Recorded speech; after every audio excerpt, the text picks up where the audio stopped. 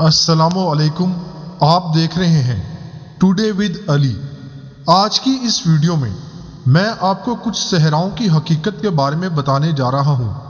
یہ صحرا دنیا کے سامنے تو صحرا ہیں، لیکن ان کی حقیقت کچھ اور ہے۔ ڈیزرٹ آف مین 40 ایکڑ کے رقبے پر پھیلا ہوا یہ صحرا امریکہ کے علاقے مین کے قصبے فری پورٹ میں واقع ہے، اور یہاں سفیدے کے درخت پائے جاتے ہیں۔ در حقیقت یہ کوئی صحرا نہیں ہے، اور نہ یہ ریت ہے، بلکہ یہ ایک ریت نما مادہ ہے جو زیر زمین تھا۔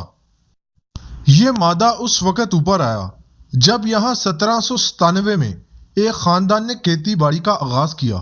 یہ خاندان تو 1919 میں اس مصنوعی صحرا کو چھوڑ گیا تھا، لیکن آج بھی یہ مقام سیاحت کے حوالے سے انتہائی مقبول ہے۔ اوسیوس ڈیزرٹ خوبصورت اوکاناگن وادی کے انتہائی جنوب میں واقع یہ کینیڈا کا صحرا ہے۔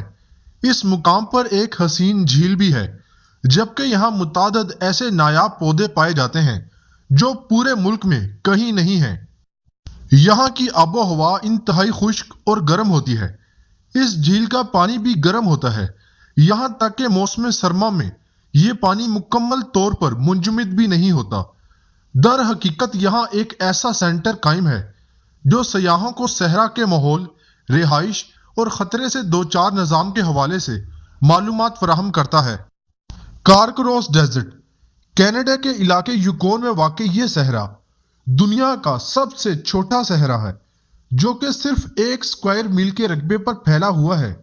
یہ بھی کوئی حقیقی صحرا نہیں ہے۔ جھیلوں کے خشک ہونے کے بعد یہاں صرف ٹیلے رہ گئے ہیں۔ یہاں متعدد اقسام کے پودے پائے جاتے ہیں، جبکہ یہ ایک مقبول ترین سیاحتی مقام بھی ہے۔ بیلیڈو ڈیزرٹ یہ صحرا پولینڈ کے ایک گاؤں اور بلیڈو نامی علاقے کے درمیان میں واقع ہے۔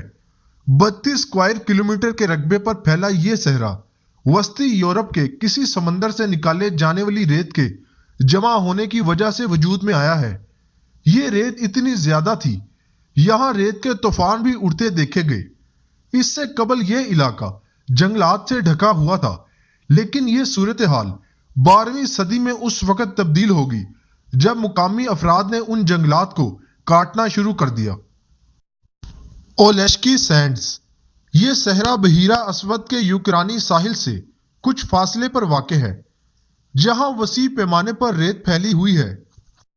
یہ ریت ڈنائپر دریا کے نچلے حصے میں صدیوں سے موجود تھی، تاہم یہ صحرا حال ہی میں سامنے آیا ہے۔ یہ ریت وسیع پیمانے پر پھیلی جھاڑیوں اور پودوں کی وجہ سے نظروں سے اوجھل تھی، اور اسی وجہ سے پھیل بھی نہیں سکی تھی۔ لیکن 19ویں صدی میں جانوروں کی بڑی تعداد نے ان پودوں کو اپنی غذا بنا لیا، اور یہ ریت دنیا کے سامنے آ گئی۔ ہوا کے باعث یہ ریت ایک بڑے علاقے تک پھیل گئی، اور اس مقام نے صحرا کی صورت اختیار کر لی۔ Highlands of Iceland Iceland کا نام سنتے ہی ذہن میں سب سے پہلے کسی سرسبز یا برفانی جگہ کا خیال آتا ہے، لیکن آپ کو جان کر حیرت ہوگی کہ یہاں ایک ایسا صحرا بھی پایا جاتا ہے جو آتش فشاں پہاڑ بھی رکھتا ہے اور ناقابل رہائش ہے۔